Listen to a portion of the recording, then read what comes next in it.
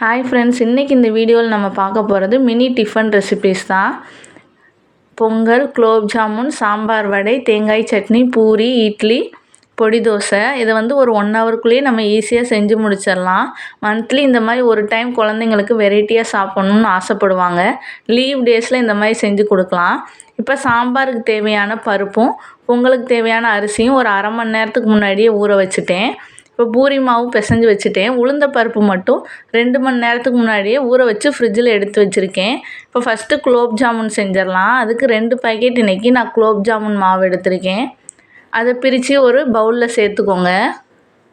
கட்டி எதுவும் இல்லாமல் நல்லா மிக்ஸ் பண்ணிக்கோங்க ஃபஸ்ட்டே. இப்போ கொஞ்சம் கொஞ்சமாக தண்ணி சேர்த்து பிசைஞ்சுக்கணும். ரொம்ப அழுத்தம் கொடுத்து சப்பாத்தி மாவு மாதிரி பிசையக்கூடாது. லைட்டாக சாஃப்டாக பிசையணும். இந்த மாதிரி கொஞ்சம் கொஞ்சமாக தண்ணி சேர்த்து பிசைஞ்சுக்கோங்க. நீங்கள் வேணுன்னா இது கூடயே 1 டேபிள் ஸ்பூன் அளவு நெய் சேர்த்து பிசைஞ்சுக்கலாம்.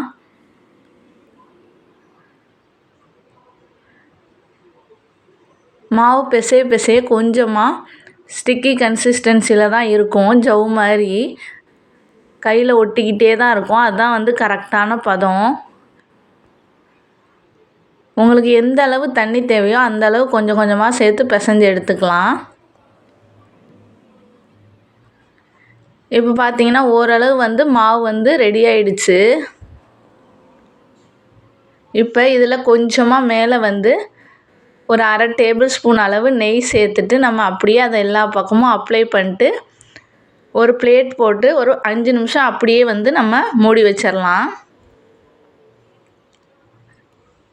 அப்போ தான் மாவு காயாமல் இருக்கும். இப்போ அதுக்குள்ளேயும் நம்ம குலோப் ஜாமுன் மாவுக்கு தேவையான சர்க்கரை பாகு ரெடி பண்ணிடலாம். இன்றைக்கி நான் 2 பாக்கெட்டுக்கு சேர்த்து 1 கிலோ சர்க்கரையும் 1 லிட்டர் தண்ணியும் சேர்த்துருக்கேன். இதோட கொஞ்சமாக ஏலக்காய் தூள், அரை டேபிள் ஸ்பூன் அளவு நெய் சேர்த்து நல்லா கொதிக்க விட்டு எடுத்துக்கலாம். இதில் கொஞ்சமாக குங்குமப்பூ சேர்த்துக்கோங்க. நான் கலருக்காண்டி தான் குங்குமப்பூ சேர்க்குறேன். உங்களுக்கு விருப்பம் இருந்தால் சேர்த்துக்கலாம், இல்லாட்டி ஸ்கிப் பண்ணிக்கோங்க. இது ரொம்ப பாகுபதம்லாம் தேவையில்லை. நல்லா சர்க்கரை கொதித்து வந்தாலே போதும். இப்போ அதுக்குள்ளே நம்ம ரெடி பண்ணி வச்சுருக்க மாவு 5 மினிட்ஸ் ஆயிடுச்சு. இப்போ நம்ம இதை உங்களுக்கு குட்டி குட்டி பாலாக உருட்டினாலும் உருட்டிக்கலாம், கொஞ்சம் பெரிய பெரிய பாலாகவும் உருட்டிக்கலாம். நான் இன்றைக்கி ஒரு மீடியம் சைஸ் பாலாக உருட்டி எடுத்திருக்கேன். இப்போ எல்லா பாலையும் உருட்டி ஒரு பிளேட்டில் மாற்றிக்கோங்க. இப்போ சர்க்கரை பாகோட லைட்டாக உப்பு சேர்த்துக்கிறேன். அப்போ தான் கொஞ்சம் குலோப் ஜாமுன் டேஸ்ட் தூக்கலாக இருக்கும். இப்போ நம்மளுக்கு தேவையான சர்க்கரை பாகும் ரெடி ஆகிடுச்சு. பாகு சூடாக இருக்கும் போதே நம்ம குலோப் ஜாமுன் இதோட சேர்த்துக்கணும். சர்க்கரை பாகு ரெடி ஆகிடுச்சு. இப்போ இதில் கொஞ்சமாக ஏலக்காய் தூள் சேர்த்துட்டு வேறொரு பாத்திரத்துக்கு மாற்றி எடுத்து வச்சுக்கோங்க. இப்போ இன்னொரு கடாய் வச்சுட்டு அதில் ஆயில் சேர்த்துட்டு ஆயில் கொஞ்சம் ஹீட் ஆனதுக்கப்புறமா நம்ம ரெடி பண்ணி வச்சுருக்க குலோப் ஜாமுன் உருண்டைங்களை அதில் சேர்த்துக்கலாம். அடுப்பு மீடியம் ஃப்ளேமில் வச்சு தான் குக் பண்ணணும். இல்லாட்டி நம்ம அதிகமான தீ வைக்கும்போது வெளிப்பக்கம் எல்லாம் நல்லா குக் ஆகிடும், உள்ளே அப்படியே மாவு மாதிரி இருக்கும். அதனால் மீடியம் ஃப்ளேமில் வச்சு எல்லா பக்கமும் ஒரே கலரில் வெந்து வர மாதிரி பொரித்து எடுத்துக்கலாம். இப்போ லைட்டாக திருப்பி விட்டிங்கன்னா அது சூப்பராக வெந்து வந்துடும். இப்போ பார்த்தீங்கன்னா நம்மளோட சூப்பரான குலோப் ஜாமுன் உருண்டைங்கள்லாம் ரெடி ஆகிடுச்சு.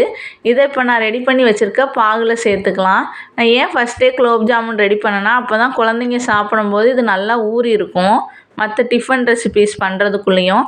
இப்போ அடுத்து சாம்பார் வச்சுக்கலாம். அதுக்கு தேவையான 1 கப் அளவு துவரம் பருப்பு எடுத்து தண்ணி சேர்த்துட்டு நான் இன்றைக்கி 4 விசில் வச்சு எடுத்துக்கிறேன். ஏன்னா ஆல்ரெடி இது அரை மணி நேரம் ஊறிடுச்சு. இப்போ அடுத்து பொங்கலுக்கு தேவையான அரிசி பருப்பு 3/4 கப் அளவு அரிசி, 1/4 கப் பருப்பு எடுத்து அதுக்கு தேவையான அளவு தண்ணி சேர்த்துட்டு அதை 3 விசில் வச்சு எடுத்துக்கிறேன். இப்போ ஒரு சைடு பருப்பு, இன்னொரு குக்கரில் பொங்கல் சாதமும் வச்சுருக்கேன். அதுக்குள்ளேயும் நம்ம உளுந்த வடைக்கு ரெடி பண்ணிக்கலாம். இப்போ உளுந்தை வடிகட்டி எடுத்துக்கலாம். மிக்சியில் அரைச்சி எடுக்கிறனால இல்லை தண்ணி எதுவும் சேர்க்கக்கூடாது. கொஞ்சம் கொஞ்சமாக வேணுங்கிற பட்சத்தில் லைட்டாக விட்டு நம்ம தெளித்து அரைச்சி எடுத்துக்கலாம். இப்போ உளுந்தை இந்த மாதிரி தண்ணி இல்லாமல் ஃபில்டர் பண்ணி எடுத்து வச்சுக்கோங்க தனியாக.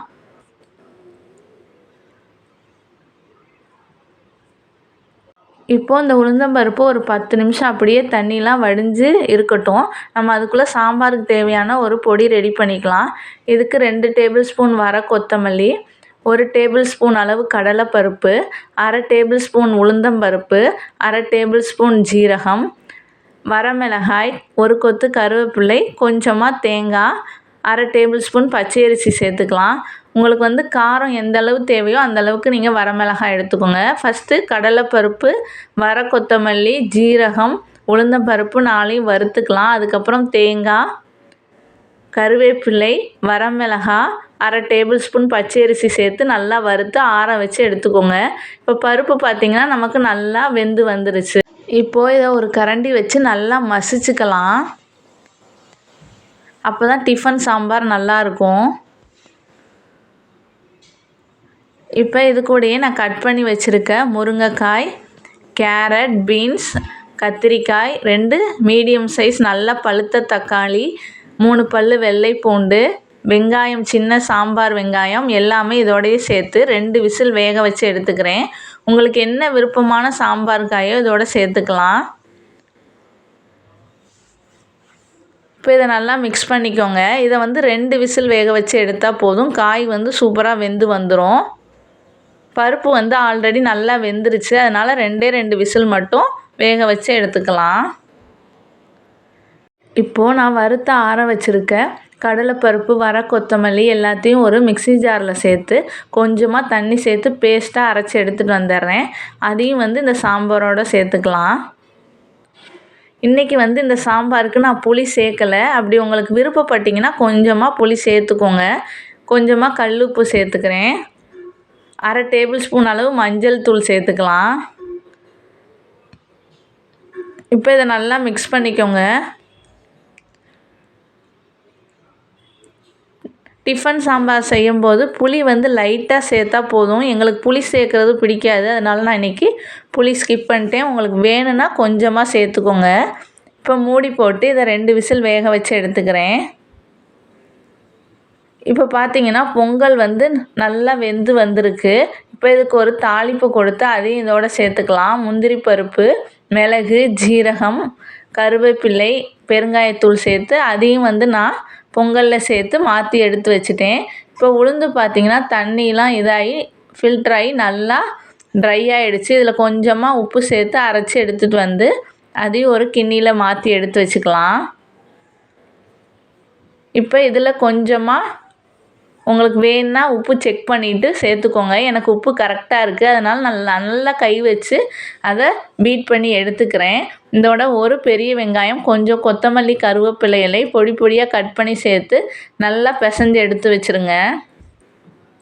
நீங்கள் மிக்சியில் அரைக்கிறனால நல்லா கை வச்சு அடித்தாதான் உளுந்த வடை பொஸ்ஸுன்னு வரும். இப்போ பார்த்தீங்கன்னா சாம்பாரும் சூப்பராக வெந்து வந்துருச்சு. இப்போ இந்த சாம்பாருக்கும் நம்ம தாளித்து எடுத்து வச்சிடலாம். கொஞ்சமாக எண்ணெய் ஊற்றி கடுகு, கருவேப்பிலை போட்டு வரமிளகாய் 2 கிள்ளி போட்டு பெருங்காயத்தூள் போட்டு தாளித்து எடுத்து வச்சிடலாம். கொஞ்சமாக கருவேப்பிலை, கொத்தமல்லி சேர்த்துக்கோங்க. லாஸ்ட்டாக ஒரு பீஸ் அளவு சின்ன துண்டு வெல்லம் சேர்த்து நல்லா மிக்ஸ் பண்ணிவிட்டு இதையும் ஒரு பாத்திரத்தில் மாற்றி வச்சுருங்க. இப்போ ஒரு சைடு நான் இட்லிக்கு தேவையான தண்ணியை சூடு பண்ணியிருக்கேன். இன்னொரு சைடு பார்த்திங்கன்னா வடை போடுறதுக்கு எண்ணெய் ஹீட் பண்ணி எடுத்துக்கிட்டேன். இப்போ எண்ணெய் நல்லா ஹீட் ஆனதுக்கப்புறமா நம்ம ரெடி பண்ணி வச்சுருக்க வடை மாவை தட்டி நடுவில் ஒரு ஹோல் போட்டுட்டு எண்ணெயில் போட்டு எடுத்துக்கலாம்.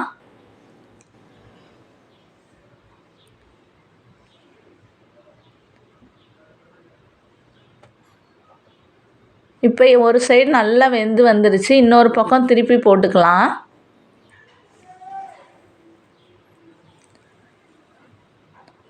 இப்போ நம்மளோட வடையும் வந்து ரெடி ஆகிடுச்சு. இந்த மாதிரி டக்குன்னு நீங்கள் வந்து மினி டிஃபன் செஞ்சு கொடுத்துர்லாம் கிட்ஸுக்கு. இந்த மாதிரி கொஞ்சம் கொஞ்சமாக சாப்பிடும்போது அவங்க ரொம்ப விரும்பி சாப்பிடுவாங்க. ரெகுலராக கொடுக்க வேணாம், என்றைக்காவது ஒரு நாளைக்கு செஞ்சு கொடுக்கலாம். இப்போ வடை நல்லா வெந்ததுக்கப்புறமா நான் அதை எடுத்து வச்சுட்டேன். இப்போ அதே ஆயில்லையே பூரி போட்டு எடுத்துக்கிறேன். இப்போ பூரியும் வந்து நல்லா ரெடி ஆகிடுச்சு. இப்போ அடுப்பை ஆஃப் பண்ணிட்டு அதை பாத்திரத்தை எடுத்து வச்சுட்டு ஒரு தோசைக்கல் வச்சுட்டு தோசை மாவு ஊற்றிக்கலாம். அதில் மேலே கொஞ்சமாக பூண்டு பொடி சேர்த்துக்கிறேன். இதில் சுற்றி கொஞ்சமாக ஆயில் அல்லது நெய் ஊற்றிக்கோங்க. இதை ஒரு மூடி போட்டு ஒரு 3 நிமிஷம் வேக வச்சு எடுத்துக்கலாம். இப்போ பார்த்தீங்கன்னா ஒரு சைடு நல்லா வெந்தோனையுமே அப்படியே எடுத்துடலாம். இப்போ இட்லியும் சூப்பராக ரெடி ஆகிடுச்சு. இந்த வீடியோ உங்களுக்கு பிடிச்சிருந்தா லைக் பண்ணுங்கள், ஷேர் பண்ணுங்கள், சப்ஸ்கிரைப் பண்ணுங்கள். தேங்க்யூ ஃபார் வாட்சிங். நீங்களும் கண்டிப்பாக ஒரு நாளைக்கு உங்கள் கிட்ஸுக்கு செஞ்சு கொடுங்க.